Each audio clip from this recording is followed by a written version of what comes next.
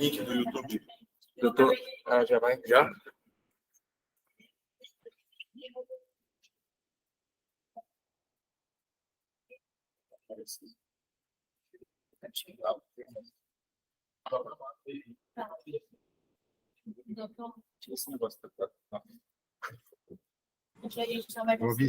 Assim que abrir a sala aí me avisem para avisar o pessoal, que o pessoal está mandando mensagem aqui. Ao vivo, verá. Que a gente conseguiria fazer, depois baixar e colocar em edição.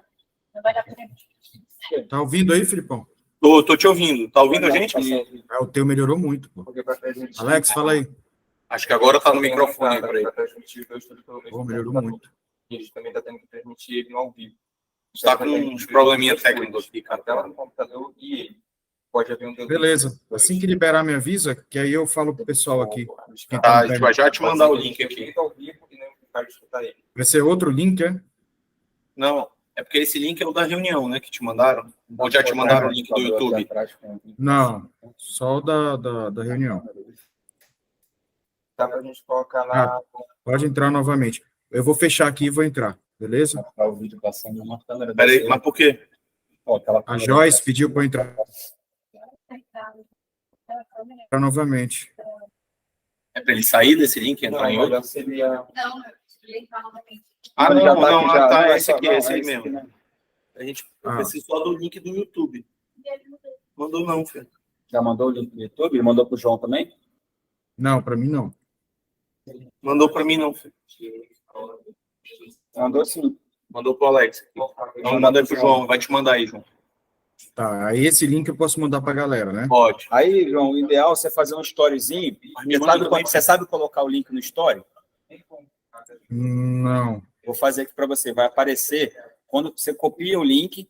Aí lá naquela abazinha do story, quando você for postar, tem um negocinho que tá link. Aí é só você abrir, copiar e colar. Não, Mas não, ele- sim, mas é para fazer um story começando agora. Não, você faz um story só assim, pessoal, estamos entrando agora. Ou então você compartilha o que eu vou fazer. Só É compartilhando. Melhor, beleza. Melhor.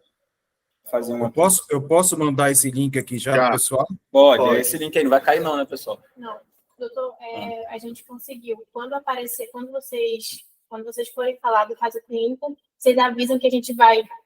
Perfeito. A tela do caso clínico vai ficar no lugar de vocês, porque Tudo vai aparecer bem. a tela, beleza. vocês não vão aparecer, vai ótimo. aparecer, vai aparecer do João. Tranquilo. Então, João, eu Pode te abrir o aconselho vídeo. a entrar no link também pelo teu celular. Só para tu ver como é que tu ia acompanhando a transmissão, entendeu? só deixa passando assim. Você não precisa botar o áudio, não. Tu deixa só o no vídeo. mudo, tu baixa o volume todo. Até para você dar mais audiência, que você ser mais uma pessoa entrando. Beleza. Ó, deixa eu só fazer uma storyzinha aqui, chamando a galera para o podcast, Fê, colocando vídeo. Faz aí que eu já estou mandando o link para a galera aqui já. Pode mandar. Vou fazer um storyzinho para colocar o link aqui. Tá? Mas vai ficar aparecendo ao vivo. Você já colocou o link no story? Você marcou o João? Então marca o João que ele quer repostar. A Fernanda vai te marcar e você vai repostar, tá bom?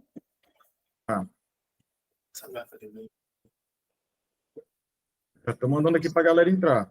Pode Tá. mandar. Pessoal, acho que a gente pode abrir o ao vivo aí. Ah, mas aí o João vai... Pera, ainda não. João, você consegue mandar naqueles grupos de oftalmo lá que você tem? A gente Tô está no mandando, junto lá. Tô Está mandando naquele tudo mesmo, lá. né, João? Eu estou mandando onde eu consigo aqui. Tá. Está naquele de lente premium, né? Agora no Manda lá naquele lente premium lá, pô. Tá.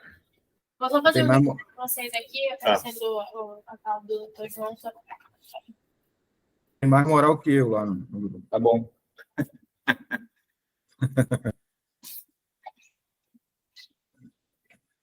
Fê, tem alguma coisa... Ah, já mandou. Você já mandou, João?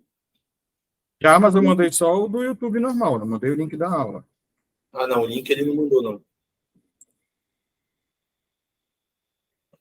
Pessoal, já está o link, a galera vai clicar e não vai aparecer nada. Então é bom a gente já começar ao vivo. Bora começar? Já, pode esperar aí começar. que a gente vai desenrolando aqui na conversa.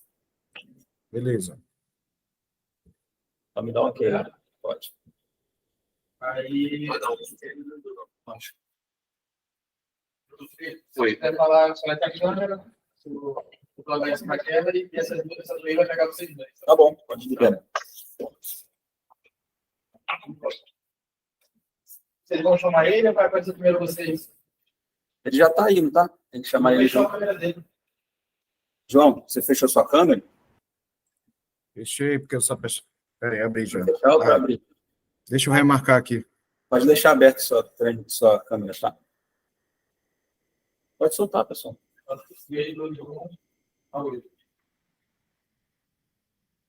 Vai.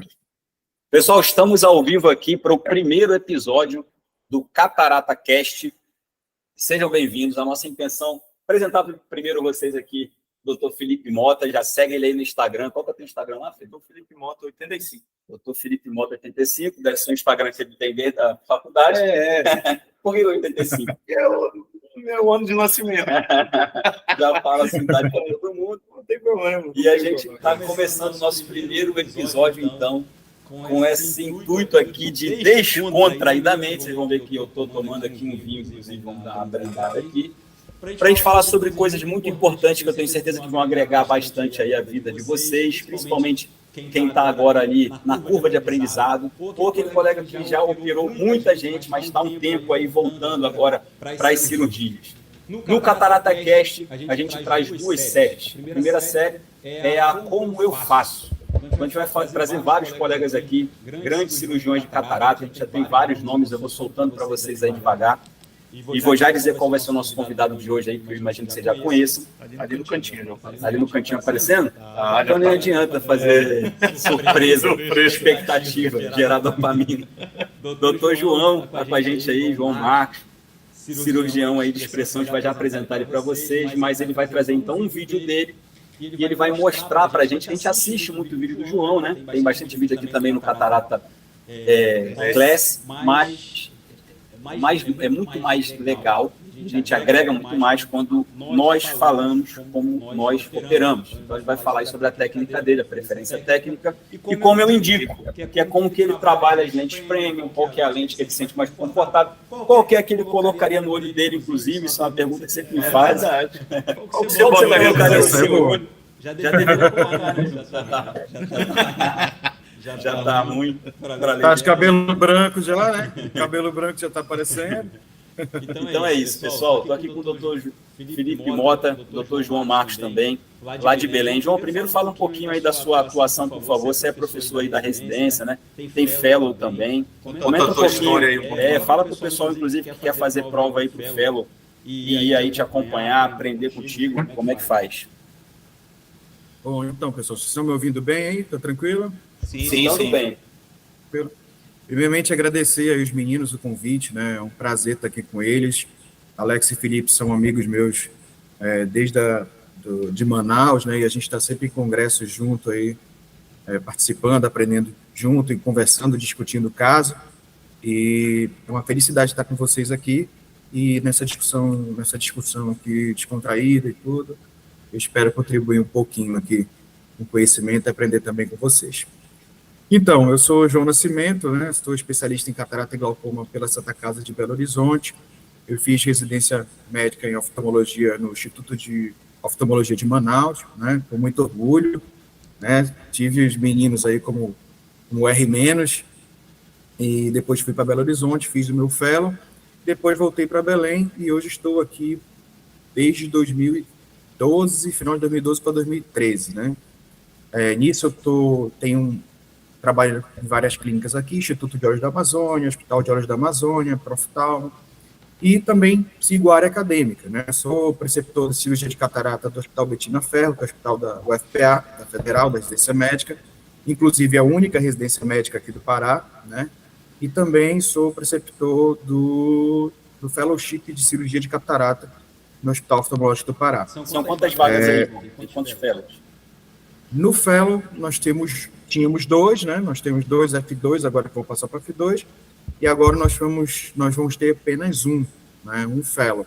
Fellow aí é de segmento anterior ou é de cirurgia de catarata? Cirurgia de catarata. E o nosso objetivo aqui no fellow, na verdade, é diminuir o número de fellows para conseguir ter um maior volume cirúrgico, né? Os meninos aí, vocês conhecem lá o Cantilho e o Alana, eles já estão com um volume cirúrgico bem legal, bem interessante, mas a gente quer dar um volume cirúrgico ainda maior, uma atenção ainda maior. Então, esse ano a gente vai ter um fellow só. E quem quiser quando a gente soltar o edital, é só mandar e-mail com o currículo, a gente faz a avaliação, se der tudo certo, entra com a gente. Também a gente está à disposição para aceitar também estágios, então quem quiser passar uma semana com a gente para ver nossa rotina também será muito bem-vindo, né? O pessoal vem do Leiria, tem pessoal de Redenção, tem Faculdade de Medicina em Redenção, Bragança, eles estão indo lá com a gente, passar uma semana para conhecer nosso serviço. Bem legal lá. Posso ir fazer um estágio aí? Cara, só se for para você ensinar a gente lá, né? Só se for para ensinar a gente lá. João, me fala um pouquinho aí, então, cara, sobre hoje, sobre a sua vida mesmo no seu trabalho. Principalmente a clínica que você tem, o modelo de negócio que você segue, se você atende SUS, se você atende só convênio, como é que é o modelo da sua clínica hoje? Cara, minha clínica, eu sou um dos sócios do Instituto de Olhos da Amazônia, aqui, né? Hoje nós temos 2 unidades e se tudo der certo, aí talvez a gente vá para uma 3ª unidade, né? E o nosso modelo de negócio é particular e convênio, né? Onde o nosso bruto aqui, nosso maior ainda é plano de saúde. Aqui em Belém, a Unimed Belém ainda é muito forte, né? E nós atendemos alguns outros planos em particular. Eu também atendo SUS, mas na verdade não consulta e sim cirurgia. Hoje eu sou cirurgião de alto volume, né, de algumas clínicas aqui no SUS, que me dão um suporte maravilhoso para que eu possa alcançar a minha melhor performance cirúrgica, né, que é a Profitalmo e o Hospital Oftalmológico do Pará, que é o OPA, onde tem o Fellow. E, cara, esse suporte é essencial, né, então a gente consegue fazer o melhor possível aí, de maneira cirúrgica com eles, né, então esse modelo de negócio aí do IOA, né, ele está crescendo bastante, tem outros 2 sócios, que é o Marcelo Almeida e o Lucas Rezende, e Deus quiser aí a gente vai ter mais sócios aí para frente. E tem vaga para atender aí na tua clínica, se eu botar o currículo? Na hora, cara, na hora, eu até saio para tu atender no meu lugar, bicho. Esse volume de lente que tu tem aí, pode atender aí. João, seguinte, eu vou logo colocar aí direto ao assunto, cara, uma cirurgia sua aí, dei uma olhadinha em várias lá, achei essa extraordinária, todas são muito legais, mas essa daí eu acredito que é a que traz uma dúvida maior da galera, e eu vou colocar para passar a sua cirurgia aí, para a gente assistir primeiro, e a gente vai dando pausa aí, tá? Professor, quando eu pedir para o João ir comentando passo a passo aí, inclusive, já pode colocar aí, que eu já quero perguntar sobre o side port dele. Dá para dar pausa? Se não der, a gente passa lá toda, dá, né? Pode soltar aí. Primeira parte, uma cirurgia de catarata branca, João. Essa catarata que você mandou pra gente aí, ela era intumescente, não era? Eu vejo que às vezes você faz uma estratégia de aspiração com agulha, às vezes você faz uma facorex. Pode ser. Exato. Cara, geralmente, hoje, a minha técnica preferida é fazer a facorex, né? Eu já entro no estágio 3, na cápsula anterior, já aspirando ali o conteúdo intracapsular e diminuindo essa pressão intracapsular. É a que hoje é a minha preferência, que hoje eu estou mais utilizando. Mas inicialmente eu usei muita agulha. Já vou te perguntar o seguinte. Beleza, entro com a caneta de faco na câmara anterior, vou lá no meio da cápsula e entro no estágio 3 e já aspiro. Mas qual que é o parâmetro que você coloca lá? Entra de qualquer jeito, entro no contínuo, boto o vácuo de 600... Cara, assim, pois é, na minha experiência, né, de fazer esse tipo de técnica, eu já entro com um parâmetro inicial para tudo, né? O mesmo parâmetro que você vai utilizar na fratura. O mesmo parâmetro que eu vou usar na fratura do FacoShop, eu já entro com o mesmo parâmetro para rasgar essa cápsula, né? E a maior dúvida, assim, né, o pessoal pergunta, e aí, vai rasgar a cápsula? Você entra, vai puxar com o faco, né? E desde quando eu iniciei a zona.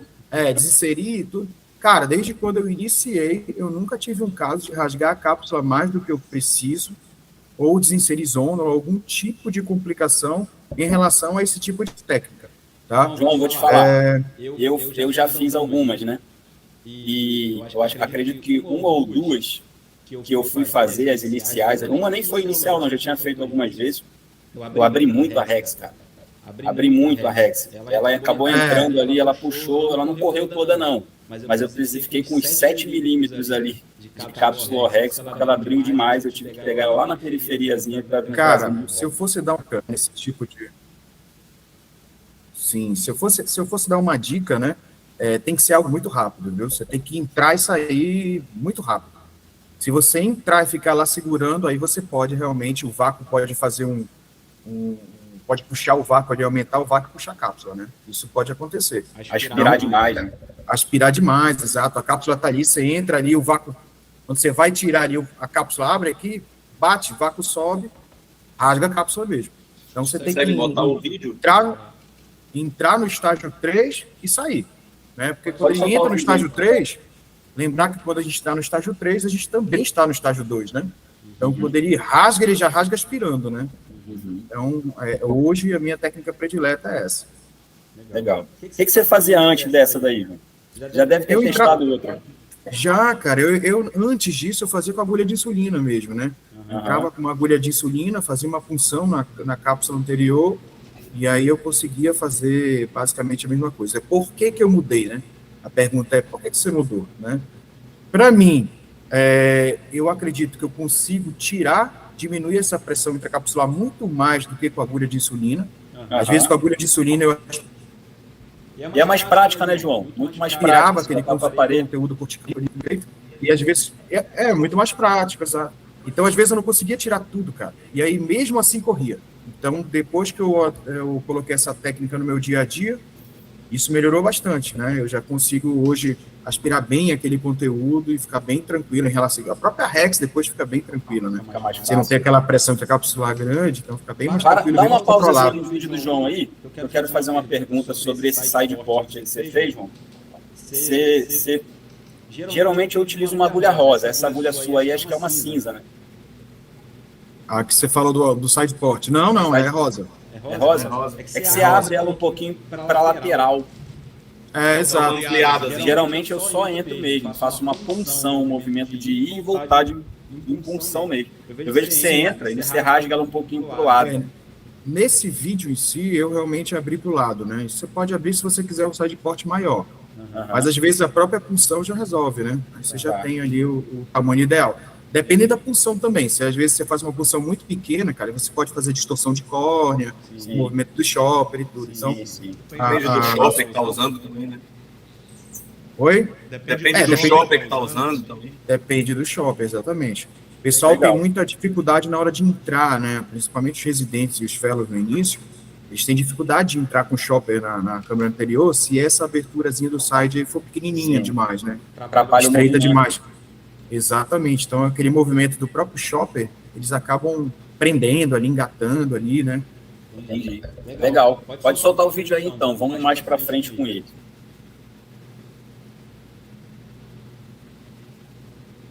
Essa especificamente você não fez a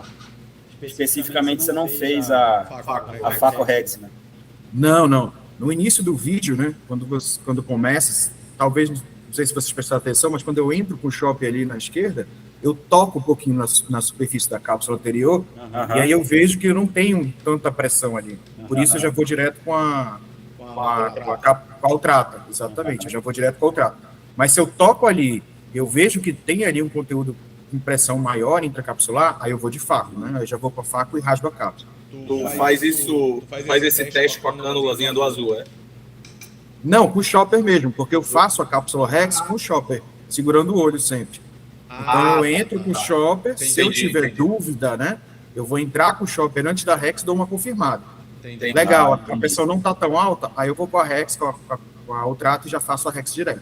Entendi. Se eu tiver dúvida, às vezes você vai segurando com o shopper, e aí você já testa a pressão intracapsular com o próprio shopper mesmo, né? Exatamente. Pausa um pouquinho aí, vamos parar na Rex dele só para eu ver aqui. Volta na... Poxa, vocês não vão saber onde é a Rex, né? João, você começa a sua Rex, pode pausar um pouquinho aí. Você começa... porque tá com delay. Você começa a sua Rex, geralmente, para onde? Que eu acabou passando rápido aqui, eu não vi. Você começa incisão para cima. Pronto. É uma pergunta que os residentes fazem bastante. Sempre fazem, cara. Sempre fazem. João, eu começo para a direita, para a esquerda, horário, anti-horário, né? Um trata de cabeça para baixo, para cima. Cara, eu não tenho um lado predileto. Tá? Eu entro, como eu rasgo a cápsula de baixo para cima, às vezes essa aba vai abrir para a direita ou para a esquerda. Então, eu falo para eles, cara, onde abrir a cápsula eu vou. Eu acho que o mais importante da Rex é você não parar nos pontos proibidos. Cara, sensacional. Eu acho que essa é o grande bizu, né, da cápsula Rex. É você não parar em áreas de extrema dificuldade até mesmo de apreensão, ou até mesmo subincisional ali, para você perder câmera, a Rex sair e correr para a periferia ali na incisão, cara. Aí fica um negócio complicado. Mas o importante, eu sempre falo para eles, cara, vocês têm que aprender para os dois lados. Porque imagina que você está só indo para a direita, e um belo dia você precisa ir para a esquerda. Então, o cirurgião de alta performance, ele precisa ter esse conhecimento de variar a técnica, né? Então, abriu para um lado, vai para um lado, abriu para o outro, vai para o outro. Logicamente, que quanto mais você repetir de um lado, você fica melhor daquele lado, né? João, você falou uma coisa muito importante aí, cara.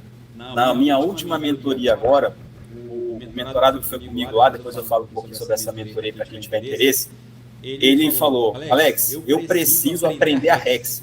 Ele falou isso para mim, eu estou indo para lá, meu maior objetivo é terminar uma cirurgia inteira e sair de lá com a Rex perfeita, melhorada, que ele não estava conseguindo, toda a Rex dele corria e tal. E aí a gente tem aquela dificuldade, né? A gente vai entender como ele segura, como é que é o movimento dele e tal, então tem muitas questões, mas eu identifiquei isso. Eu falei, cara, você está soltando a sua Rex em qualquer lugar. Geralmente, quando a gente vai fazer, a gente faz um planejamento. E a gente está nervoso com 1 milhão de coisas. 1 milhão de coisas, você está ansioso e tal, e você segura ela ali e solta. Segura e solta. Por causa do medo, você acaba hesitando bastante. Então, você segura ali e vai levar, de repente, você solta. Eu falei, tudo bem, compreendo, você pode soltar 20 vezes e pegar 20 vezes. Eu peguei o círculo e desenhei. Falei, mas nessa região aqui, por favor, tenta não soltar, porque é uma área de risco. Ele falou, cara, me salvou, porque era justamente isso que eu não estava percebendo. Eu corria sempre quando ele soltava nessa região, que ela variava mais ou menos ali entre 30 graus e 135, era onde ele estava com mais dificuldade de segurar. Sim. Cara, uma dica também que eu dou para os residentes e para os fellows, principalmente para os residentes, né, que estão iniciando na cápsula Rex, cara, é você imaginar ali a força vetorial e você já tem que saber na sua mente para onde ela vai. Se ela está indo para um lugar diferente, você tem que parar. E o interessante também é não largar a Rex, cara. Então, assim, às vezes ele fica fazendo de pouquinho em pouquinho, aquilo ali fica com uma Rex meio irregular, cara, meio cheia de dente. Então eu falo para eles, cara, segura, vai no movimento e observa onde ela está indo. Só solta mesmo quando ela começar a já ir para um lugar onde você não quer. Então, você uma coisa interessante é que, às vezes, a gente ser mais ousado ou ser mais agressivo, que é o que a gente tem medo, né? Não, tem medo de levar muito e ela correr. Às vezes, você ser mais agressivo, você está se protegendo. Essa questão da Rex é uma que é verdadeiro isso. Exatamente. Eu falo muito nessa parte que eu falo que a Rex, eu acho que é uma das primeiras barreiras para o cirurgião de catarata, né? Quem está começando, quem é residente, tudo tá vendo gente aí, eu acho que é a primeira barreira ali que dá uma filtrada. A Rex derruba vários que desistem de operar porque não conseguem fazer uma Rex. Mas essa questão do planejamento que o Alex falou, eu acho que a gente aprende muito isso nas pequenas cirurgias. Até na questão de dar ponto. Uma dificuldade do residente ali R1, quando vai manipular a primeira vez um fio 10-0, aí ele sempre deixa o fio pro lado errado e fica tentando manipular. A partir do momento que ele começa a planejar o ponto dele, parece uma coisa tão simples, mas ele vai fazer diferença lá na frente, para quando você vai evoluir para as cirurgias intraoculares. Então, aquele planejamento de você soltar o fio na posição certa, para o seu próximo ponto ficar mais fácil de ser feito, tudo isso lá na frente você vai colher esses frutos, né? E a Rex é exatamente isso, você planejar, você saber exatamente os locais onde você pode soltar a pega e refazer de novo, para você ter sucesso e completar a sua Rex inteira, né? Ficar curvilínea contínua. Então eu acho que nosso podcast aqui inaugural, né? O residente que está assistindo, eu fiz 1000 pterígios, faça mais 1000, porque vai te ajudar. Não, pterígio já sei, faça mais. Faça, as pequenas cirurgias te ajudam muito para você evoluir nas cirurgias de catarata, né? Então, isso eu falo aí para quem estiver assistindo a gente, e esse planejamento da Rex é essencial, cara. Você conseguir completar ela Solta o vídeo do João, vamos passar da Rex aí que a galera Já tá Cara, fraturado. vai mandando pergunta aí. Só falar uma coisinha sobre a Rex também para complementar aí. Cara, e uma coisa que é muito importante que o pessoal esquece, né? Teoria, né, bicho?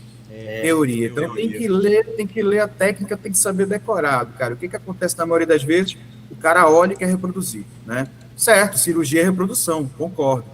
Mas ele tem que ter uma mínima base teórica para reproduzir aquilo. Né? Então, orelhado. Exato. Então, doutor Alex aí. Você faz pelo de quê? De orelha. Orelhado. Doutor Alex tem um livro aí, né, Alex? Tem um livro, tá aqui, deixa eu mostrar. Tá lá, cara. Mostra o teu livro aí. Olha aí. Vê se dá para aparecer. Vai aparecer já. Tem um delay. Cirurgia de catarata. Tá tudo aí, ó. Aí, Tá aí. Vou dar uma olhadinha lá, tá na Cultura Médica o livro. Solta o vídeo do João aí pra gente dar uma sequência, por favor.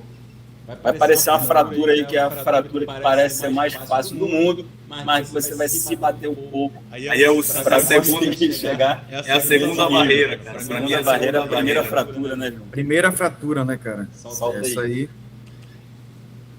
Na minha visão, cara, a primeira fratura é a segunda barreira e a maior barreira, a barreira mais longa. Tem a curva mais prolongada aí. Já passou ali a primeira fratura. E João... É porque também não dá, cara. O cara opera na velocidade 5 e o vídeo dele nem tá acelerado. Já vai fraturando no último pedaço, que é um outro momento que também é muito importante. Dá para voltar aí essa fratura aí? Hã? Volta aí a fratura, pô. Pois é, só que não tá comigo aqui o controle. E a minha produção aqui é toda da mídia. Tô falando de primeira fratura, eles estão me olhando assim, doutor, pelo amor de Deus. Quem quebrou o osso? Quem quebrou o osso aqui? Dá para voltar aí? Volta depois que ele termina de fazer ali a cápsula Rex, a primeira fratura. Mas, João, fala um pouquinho aí do que você acha importante, então, já na primeira fratura ali. Depois eu faço o meu Cara, vamos lá. Primeira fratura. A primeira coisa que a gente precisa ter na primeira fratura é um núcleo descolado da cápsula, né? Então, você tem que fazer uma boa hidrodissecção, né, na minha visão. Você fez uma boa hidrodissecção, mas o segundo ponto mais importante é você ter parâmetros adequados para aquela densidade de núcleo, né? Então, você tem um núcleo mais denso, você tem que ter parâmetros mais altos. Você tem um núcleo mais mole, você tem que ter parâmetros mais baixos, ou talvez nem usar parâmetro. Né? Como é que eu estou falando isso? Exemplo, catarata dura, cara, o que eu faço? Vácuo alto, aspiração alta, porque eu quero segurar o núcleo. Então, quando eu for fraturar, eu tenho que ter estabilidade de núcleo, estabilidade na minha mão. Como é que eu vou conseguir essa estabilidade? Com vácuo alto, né? Lembrar que vácuo é apreensão. Então, eu quero prender aquele núcleo ali na minha caneta para que eu consiga, com o choque, fazer essa fratura de maneira eficaz. Segundo ponto, em relação a catarata mole, cara, geralmente eu baixo isso, né? Eu preciso ter um vácuo não tão alto, porque se eu tiver vácuo alto, o que acontece? Eu não consigo prender, né? O vácuo vai lá e engole ali um pedaço do núcleo e eu vou acabar panelando aquele núcleo. Então, o que eu geralmente, muitas vezes eu faço? Eu posso entrar no estágio 3 muito leve, fazer ali um buraquinho ali no núcleo e eu faço a fratura mecânica, né? Eu encosto o faco ali naquele buraquinho, consigo fazer ali, segurar o núcleo e vou para o choque e fratura. Então, essa questão do parâmetro, para mim, também é um outro ponto que você tem que acertar para você conseguir fazer. Eu vejo que você também faz o submarine shock, quando a catarata é muito densa, catarata fluorescente, douradona, rubra. Eu vejo que você faca. Você faz bastante essa, para quem não está familiarizado, o João vai explicar aí sobre submarine shock. Então, geralmente em catarata dura, com plastão posterior, aquelas catarata rock, rubra, o que você tiver de catarata dura, cara, geralmente 100% dos casos eu faço submarine shock. Como é que geralmente eu faço essa técnica? Entro no estágio 3, no meio do núcleo, vou com choque até a periferia e vou de encontro, faco, caneta, faco, chopper, né? Então, eu vou de encontro. Você mantém o chopper parado, João? Não, o chopper vem de frente comigo. Vem de frente com a caneta, né? O chopper vem de frente com a ponta da caneta, só que eu não mantenho no 2, eu mantenho a caneta no 3. Então, eu continuo entrando no núcleo enquanto o chopper vem de encontro, né? É um movimento simultâneo, né? É um movimento simultâneo e trazendo o chopper. Exatamente. Cara, depois que Não eu tentem comecei a fazer isso em casa. Calma aí. Tá igual aquele negócio do He-Man. Cara, Deve ser da geração de vocês. lembrar na anatomia, né, cara? Não Um tenta cristalino fazer desse isso em casa. denso tem 4 milímetros de espessura. Então você tem que ter noção da anatomia para você conseguir ter noção de profundidade. E eu também faço uma outra coisa, que é inclinar o shopper. Então, eu entro com o shopper ali e eu inclino ele, Muito fazendo com importante. que a ponta venha de baixo para cima. Mas, João, esse shopper que você inclina é um shopper de 1.5, 1.2? No mínimo 1.5. No mínimo 1.5. Eu gosto do 1.5 e 2.0. Né? 1.2 é mais difícil você fazer fratura de plastão posterior quando tem. Legal. Bom, eu vou dar só uns 10 centavos aqui. Eu também gosto de fazer bastante essa técnica aí. E o que acontece? No início, né, quando o colega está aprendendo ali, se ele tenta fazer 2 movimentos simultâneos, geralmente ele traz uma dificuldade maior. Você vai ter que estar olhando para o seu shopper, fazendo com a mão direita, então pisando no pedal. Então, quando eu vou ensinar, eu peço para que ele vá até uma certa parte. Seria ocupar 2/3 do cristalino. Então, entra um pouquinho antes do centro, entra no estágio 3 e mantém o meu shopper contra a lateral já posicionado e inclinado, inclusive, que ele tanto protege um pouco a minha cápsula posterior e ele vai me dar uma barreira ali, né? Só que você está com a sua mão esquerda parada.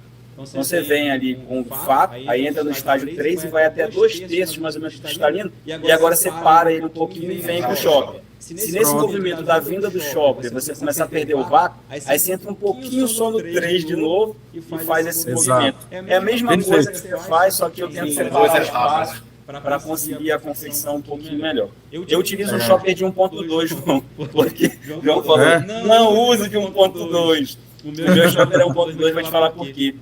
Principalmente quando eu vou ensinar.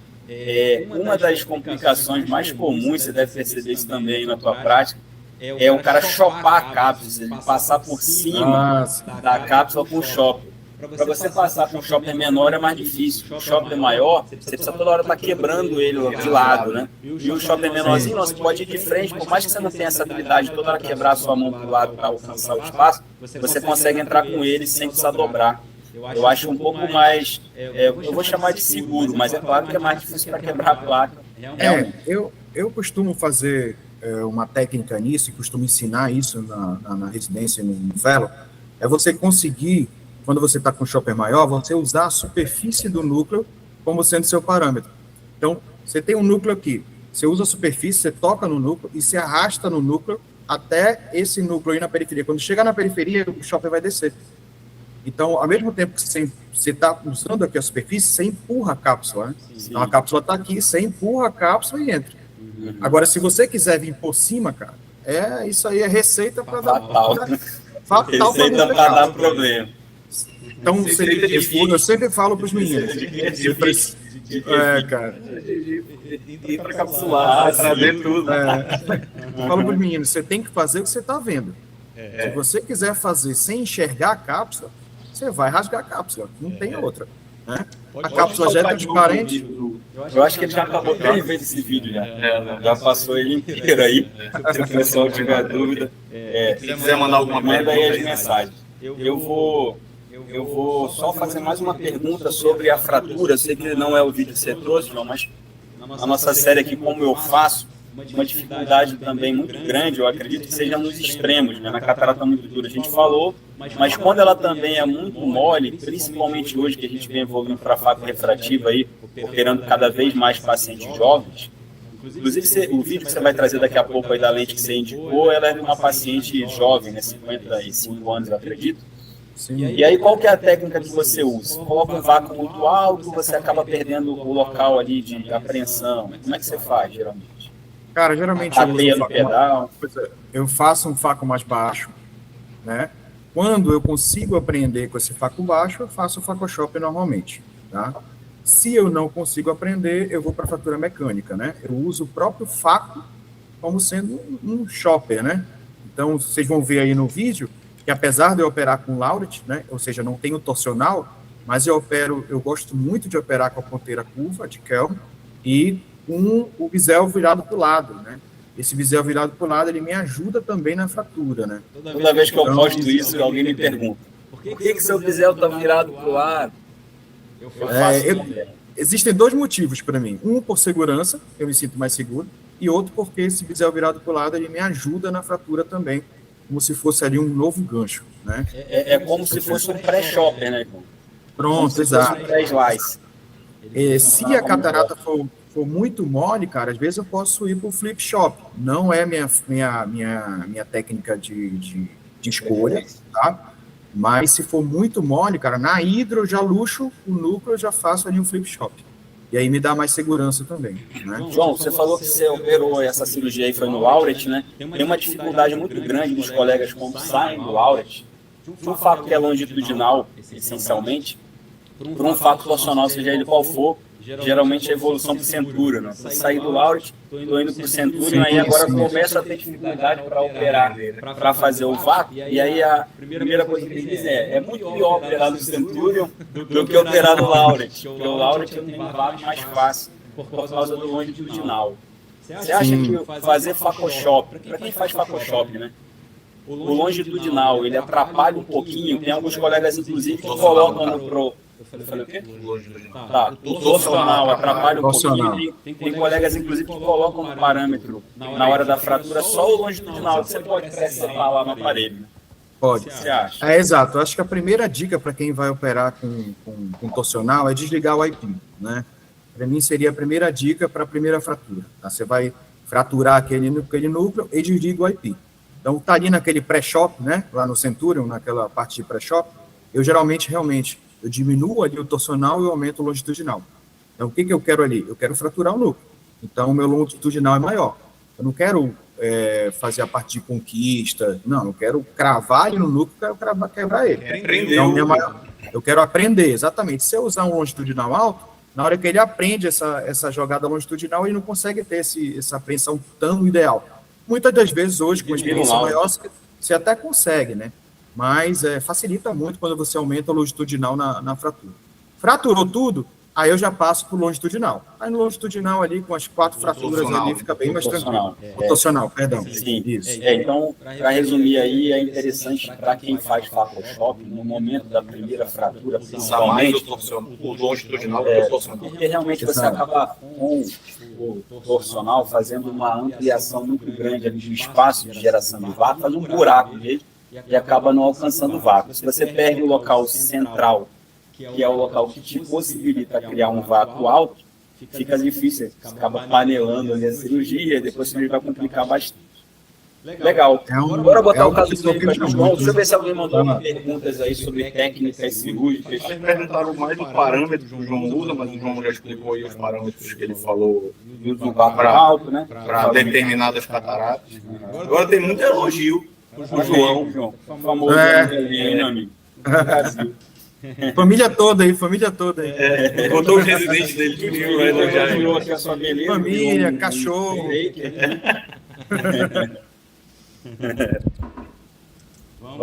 Vamos botar o caso outro dele aí. Nosso outro bate-papo, que é como eu indico. Fala aí um pouquinho, João. Já pode ir falando aí, a gente até postou nos stories mais cedo. Qual é esse caso clínico aí dessa paciente que você trouxe para a gente discutir? Deixa eu esperar aqui, porque quando eu vejo aqui, tá com delay aqui. Verdade. Não, mas ele vai entrar um vídeo ainda. Ainda vai entrar o vídeo? Não, já botaram, só tá no delay. Na transmissão ele demora um pouquinho para aparecer. Ainda não apareceu. Tá, mas se eu não me engano, deixa eu só pegar aqui a idade dela. Apareceu 52. É uma mulher, foi uma senhora de 56 anos, né? Ela era enfermeira, não tinha comorbidade, então não era hipertensa, não era diabética, né? E ela usava óculos longe de perto, né? Ela se considerava dependente do óculos. Cara, essa é a primeira coisa, né? Então, vem para a consulta desejando independência dos óculos. Não praticava esporte, dirigia pouco à noite e usava muito celular. Então, a primeira coisa que eu vejo aí nesse caso clínico é exatamente isso, é fazer com que o meu paciente ele enxergue a deficiência dele, o que ele precisa, o que ele quer, né? Então, eu mesmo pergunto para todos os pacientes, você se considera dependente do óculos? Você, sim, doutor, me considero. E longe. Então, você tem que saber como é que é a visão longe dele sem correção e tudo, que aí vai ter no próximo slide aí. Então, a visão dela sem correção era em torno de 20/80, 20/50. Cadê o slide? Vai passar. Vai passar? Pode passando aí os slides. Vamos colocar aí.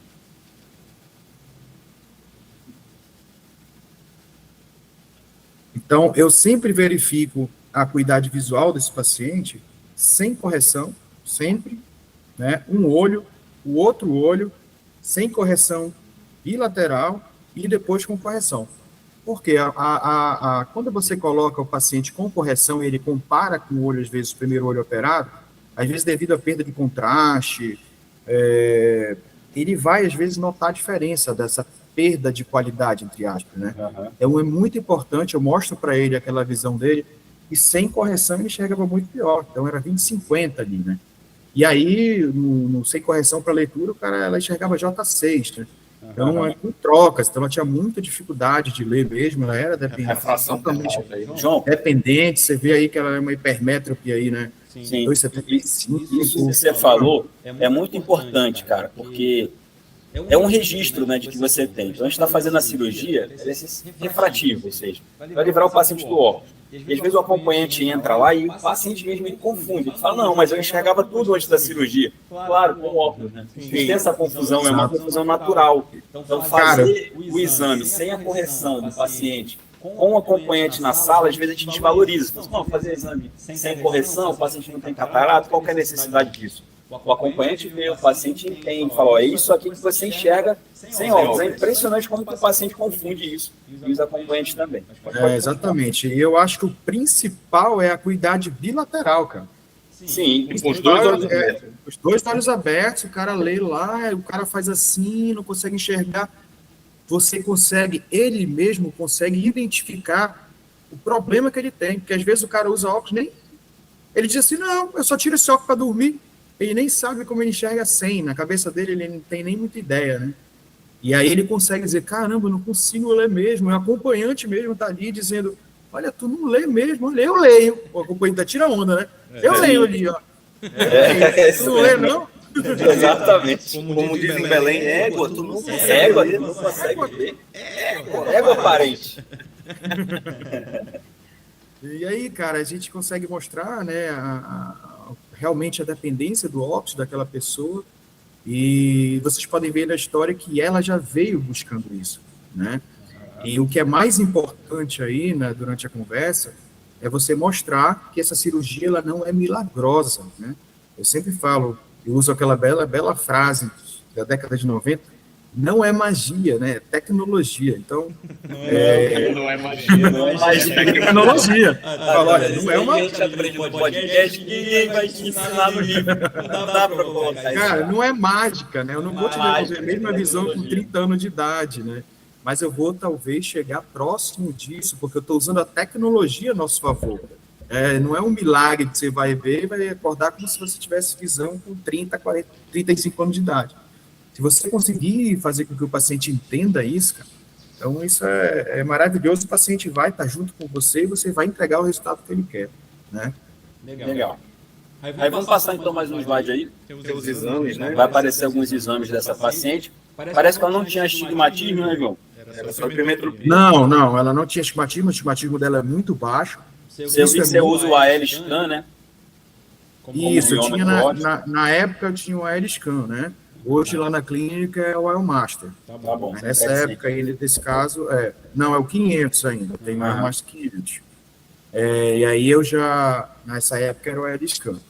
A questão do não astigmatismo, cara, é bem importante a gente entender isso, porque às vezes você tem que, principalmente para os meninos que estão iniciando, você tem que conhecer o seu astigmatismo induzido para que você não acabe induzindo o astigmatismo do cara que ele não tem.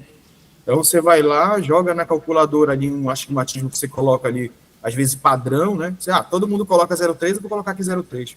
Mas e aí, qual é o astigmatismo que você causa na sua cirurgia, né? Hoje tem sites que fazem esse acompanhamento e tudo. Então, isso é muito importante, que às vezes você causa astigmatismo nesse paciente, até aumenta, né, o astigmatismo desse paciente. Uma outra coisa que eu acho muito interessante na programação cirúrgica desse astigmatismo que existe, mesmo que seja mínimo, é saber onde vai ser sua incisão. Então, você vai ter colegas que fazem na incisão de conforto, ali a 135, eu não. Eu, geralmente, eu giro incisão. Eu tento sempre fugir da tonicidade quando posso, né? Porque eu diminuo muito os riscos para aquele paciente. Risco da lente rodada, ter que intervir, e eu consigo girar, eu consigo, inclusive, hoje eu faço a 45 graus, por exemplo, com a mão esquerda. Então, eu tenho algumas coisas que eu mudo. Isso é uma coisa bem interessante.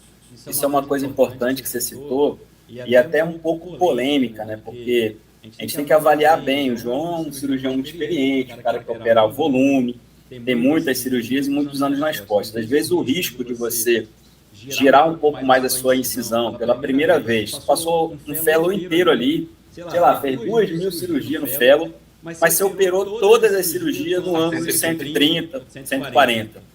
E, de repente, entra um paciente tórico agora, que não é mais suizão, e você fala, vou girar agora para 90, 190, você tem que tomar um pouquinho de cautela, porque às vezes, mas o João opera com a mão esquerda 45. Calma, parente. Calma, parente. Quantas cirurgias você fez desse jeito antes de você trazer para essa tórica? Então, acredito que tem que tomar um pouquinho de cuidado só para a gente avaliar se o benefício que você vai gerar girando um pouquinho mais, deixando de usar uma lente tórica, será que isso vai aumentar o risco da sua cirurgia? Agora, recentemente, uma colega está fazendo fellow em outro local, ela me falou isso, ela falou, não, cirurgia o chefe marcou para a gente operar, e era uma tórica, só que o colega que marcou, ele faz isso, sendo que ele não opera, mas quem opera são os fellows, e aí ele, na hora de fazer a programação cirúrgica, é ele que programa. Então, ele botou lá a incisão a 100, porque ele entendeu que na calculadora ia tirar o astigmatismo quase que inteiro e indicou uma multifocal sem ser tórica. E aí a fellow falou, mas eu nunca tinha feito uma cirurgia a 100. Então, gerou aquele desconforto, aquele medo ali um pouco. Só para levantar essa bola. Logicamente, exato. Logicamente que eu não comecei a girar... Eu não comecei a girar a incisão, não comecei a fazer com a mão esquerda do dia. Foi ontem, né? Isso fui fazer isso depois de 10.000 cirurgias, sei lá quantas mil cirurgias. Exatamente. Não fui fazer isso com 1.000 cirurgias, né, cara? Então, sim. E mesmo assim, né, você tem que ter uma segurança maior para fazer isso, né? E eu não faço em qualquer caso, né? Então, por exemplo, catarata com a mão esquerda, eu não vou fazer no núcleo mais denso. Vou fazer, às vezes, naquele núcleo molezinho ali. Fazer uma submarine shops com a mão esquerda. Exatamente, né? Aí é a questão de bom senso, né? Aí você tem que sempre prezar pela segurança total da sua cirurgia e do seu paciente. Se for para você colocar uma tórica e você se sente mais seguro, faça a 135 sem incisão e coloque uma tórica. Muito mais seguro, né? Então, mas, na minha técnica, geralmente, eu giro quando me dá conforto. Se eu perceber que aquilo não está me dando conforto adequado, eu realmente não vou para a tórica mesmo e vai ficar bom do mesmo jeito, né? Legal. Segue aí o caso, né? Segue aí o caso. Os slides. Então, para essa paciente aí, eu vi que você colocou na Barrett, né? Você já usa a Barrett tórica direto, né, João? Mesmo ela não tem mais estigmatismo na topografia ali. Como é que é a minha conduta em relação a cálculo, né? Falando em cálculo. Geralmente, eu uso 3 tipos de cálculo. Tá? Eu uso a Barrett, né? Sempre eu coloco ali na Barrett tórica ali e tento ficar brincando ali com a incisão, né? Vamos dizer assim, para ver onde é que eu consigo menor estigmatismo.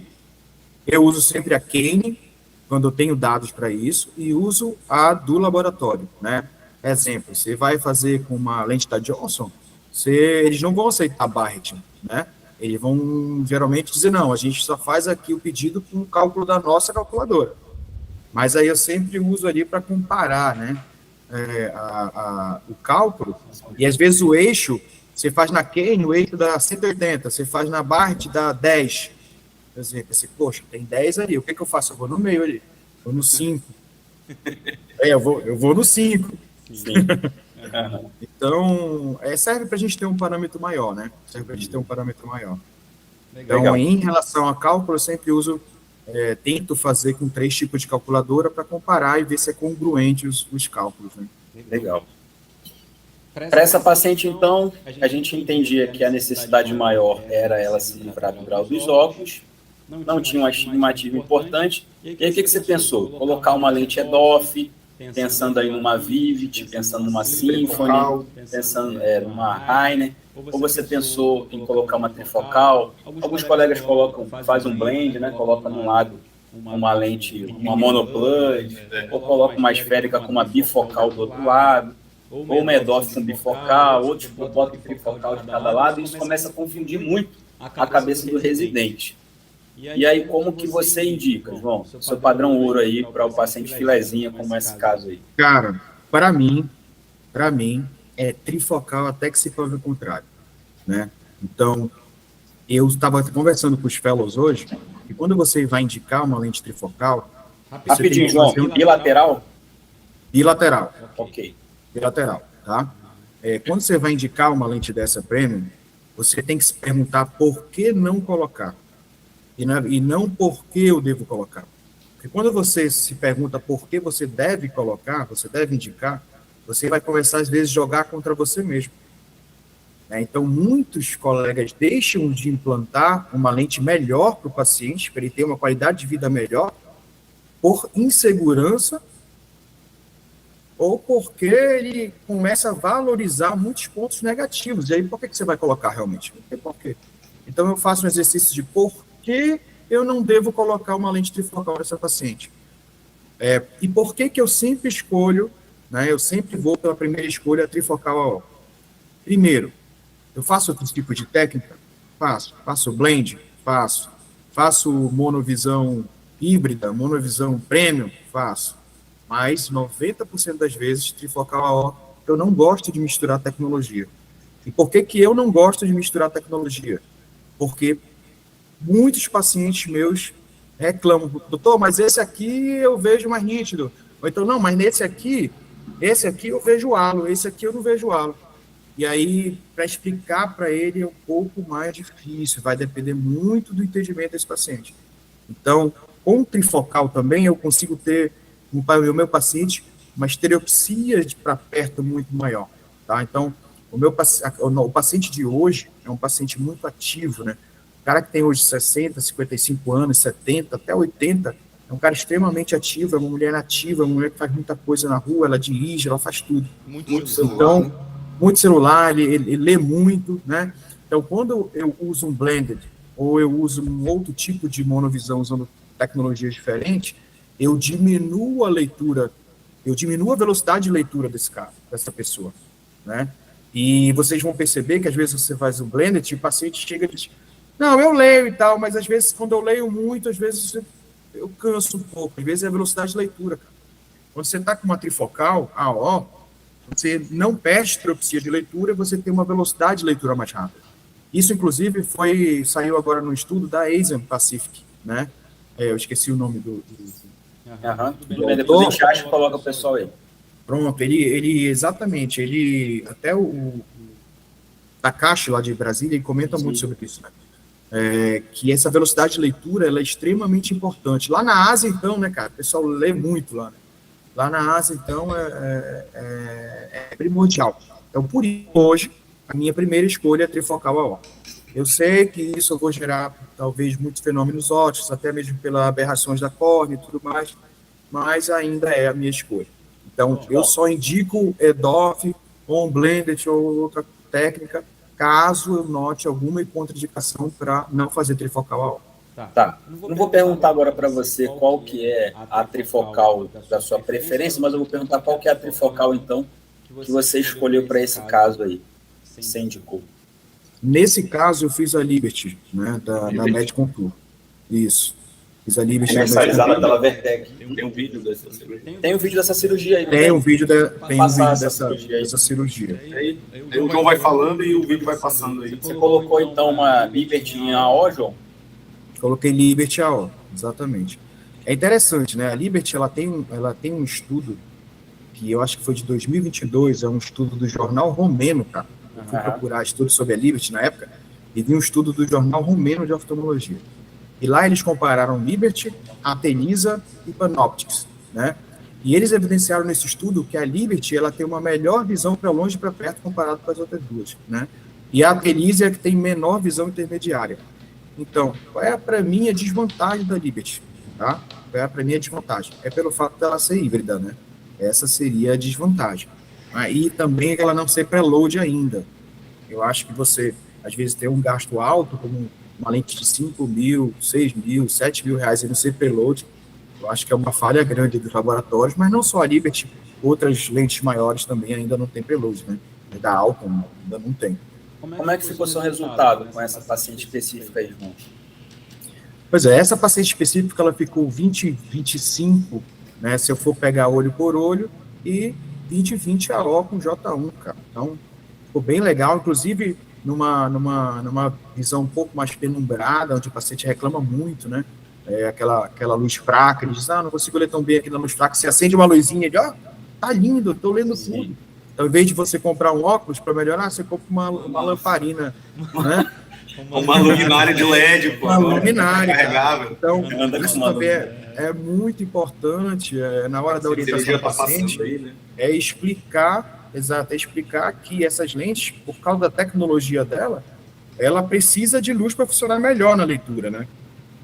Então, se ele entender isso, cara, e combinado não sai caro, no final das contas é um paciente feliz, né? Então, eu costumo dizer que... E tá passando a sua cirurgia, a gente está vendo, é uma cirurgia de uma catarata, como a gente está vendo aí. Na verdade, é um cristalino transparente, praticamente, né? Uma fábrica refrativa. E comenta um pouquinho aí essa cirurgia. A gente já falou, né? Como é que você faz, geralmente. Tem uma Auret aí também? Tá, né? Não. Tô usando aí, eu acho que é o Centurion. Eu acho que é também. É o Centurion. É interessante aí, no início, se vocês viram, né? Eu, para achar o núcleo ali oclusivo, eu faço aquela aspiração do córtex superior ali. Já né? Faca o córtex superior. Logo no início eu dou aquela aspiração superficial, né? E tal, para ver onde está o núcleo mais denso. Né? Aí eu vejo ali, poxa, aqui está o núcleo mais denso, então eu vou para cima. Aí que eu já faço a fratura, já consigo. E vocês podem notar aí que a minha incisão aí foi a 180, né? Eu estou operando ali temporal, né? Tá certo. Pelo bléfaro aqui, né? Exato. Eu estou a 180. Eu tirei a extensão desse olho. Isso tu tirou porque ela tinha um astigmatismozinho aí, pequeno. Ela tinha um astigmatismo quase nenhum, né? Então, geralmente, quando você faz uma incisão temporal ali, e se eu não me engano, o eixo mais curvo dela era 10, ou era 15. Entendi. Então, você faz a incisão mais temporal, exato, você consegue ali praticamente zerar o astigmatismo dela, né? Entendi. E, João, um dos motivos que fazem com que muitos colegas não indiquem, né, as trifocais, principalmente são as fotopsias, né, cara? Glare, Starburst, essas coisas todas. Então, como é que foi dessa paciente aí? Como é que tem sido a sua experiência em relação a isso com a Liberty? Ou com as trifocais de uma forma geral? Você nota alguma diferença entre elas? É difícil diferenciar, né, por causa dos vieses, né? Mas me fala aí. Exato. Vou falar de uma maneira geral, tá? Como é que eu abordo o meu paciente em relação a disfotopsias? Bom, eu sempre cito isso para os pacientes, né? Eu já vi grandes cirurgiões que, na verdade, às vezes nem falam para o paciente, mas eu particularmente gosto de falar, tá? Mas eu falo, porém, eu não falo enfatizando e nem desencorajando o paciente, porque senão cai naquilo que eu falei anteriormente, você acaba jogando contra, né? Você acaba fazendo com que o paciente se ligue muito nisso no pós-operatório. Então, se você ficar falando, mas vai ter aula, tu quer mesmo? O cara vai dizer, cara, não vou colocar mais cuidado. Depois não vem vai atrapalhar, tu não vai conseguir dirigir, tu vai querer mesmo, é sério? Tô te avisando. O cara joga contra ele mesmo. Geralmente eu comento, falo, você pode ter aula inglês quando dirigir, mas fique tranquilo que isso geralmente pode acontecer de maneira de adaptação, nos próximos 6 meses você pode se acostumar, mas nada que vá fazer com que estrague o resultado final, né, que diminua o resultado final. Logicamente que eu vou ter que ver o perfil desse paciente, né, se ele é um caminhoneiro, se ele é piloto de avião, eu vou ter que ter esse perfil, vou ter que ter esse share time, essa conversa. Ele é muito perfeccionista, claro, se ele é perfeccionista, ele tem que saber, cara, e existe uma frase que todo mundo diz que ela é muito real pra gente quando a gente fala de lente premium, que é o combinado não sai caro, né? Então, se você combinou com o cara, tá tudo certo, no final ele vai dizer, doutor, eu vejo aquilo lá, mas para mim tá tranquilo. entendeu? Então, eu ainda não tive... É sempre bom citar. Exato, eu ainda não tive caso de explante de lente, porque desses halos, Starbucks, não tive ainda um caso desse. Pode ser que tenha um dia, né, porque é estatístico, mas você conversando bem com o paciente, orientando bem, ele fica satisfeito, porque a independência do óculos, cara, é muito superior que isso. Com certeza. Sim, isso aí, meu camarada. Eu acho que a gente já foi aí quanto tempo na nossa live? Uma horinha de live. Vê se você pergunta no chat aí pro João mais. Que a gente... Rapaz, o João aqui, o pessoal sabe tudo. Só elogio. É só elogio. Ele ensinou tudo que os residentes dele, ninguém quer perguntar nada. Todo mundo já sabe tudo. Entrega mesmo, tudo. Tava esperando uma pergunta do Cantilho aqui, mas ele não mandou. Não, ele sabe tudo já. Sabe tudo, Cantilho. Abraço, Cantilho.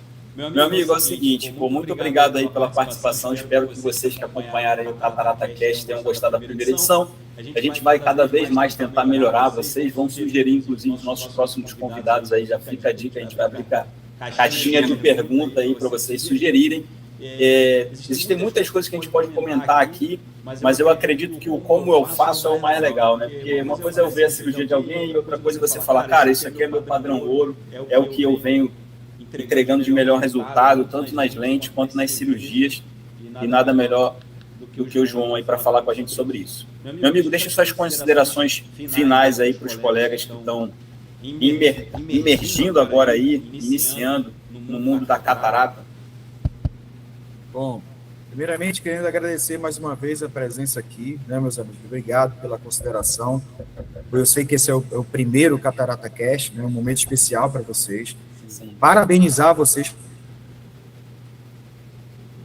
pelo projeto, porque na rede do projeto que tem, né, falando sobre cirurgia de catarata, esse bate-papo, como tu falaste, meio descontraído, aprendendo cada vez mais, e na minha opinião, é esse bate-papo que a gente aprende muito mais do que lendo no livro, né, pegando as experiências de colegas experientes como vocês dois, né, e pode ter certeza que a gente não só passa um pouquinho do conhecimento, mas também absorve muito conhecimento de vocês, né, então eu espero que vocês continuem prosperando aí nesse Catarata Cast, porque eu vou ser um telespectador assíduo, né?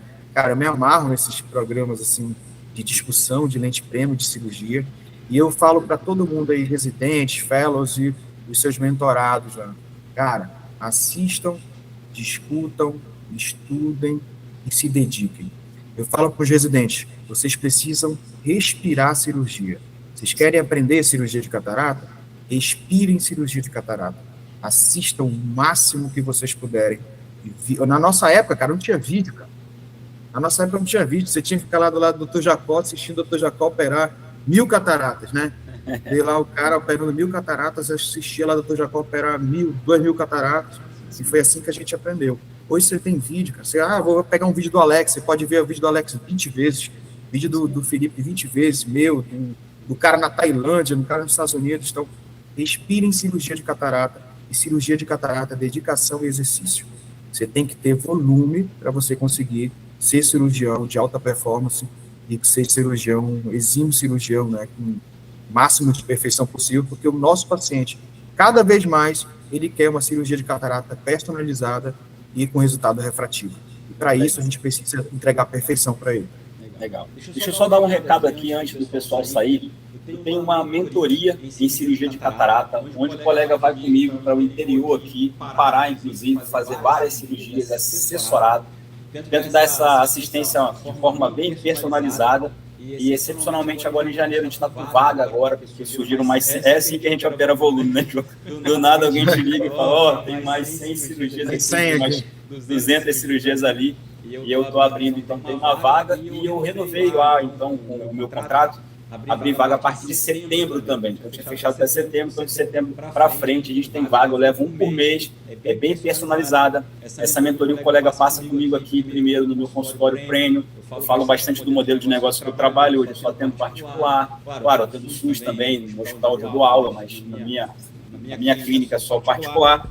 Tem aqui o livro Catarata Classic que você vai receber, tem o nosso SAP simulador que está ali, está passando inclusive por um processo de reformulação. Está reformulando, que eu quero entregar agora a fixação secundária nele também. E um livro que eu escrevi ali para desenvolvimento pessoal e humano, que é o PQP.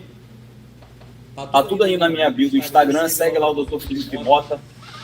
Me segue também na minha rede pessoal lá, né, Dr. Alex Sá. E me manda um DM aí, então uma mensagem inbox que a gente vai conversar sobre a mentoria.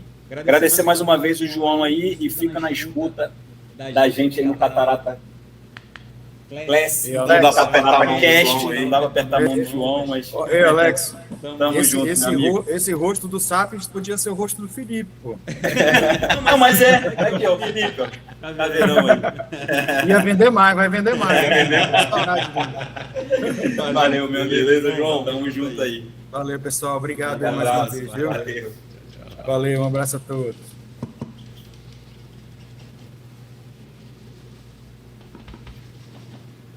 Saiu.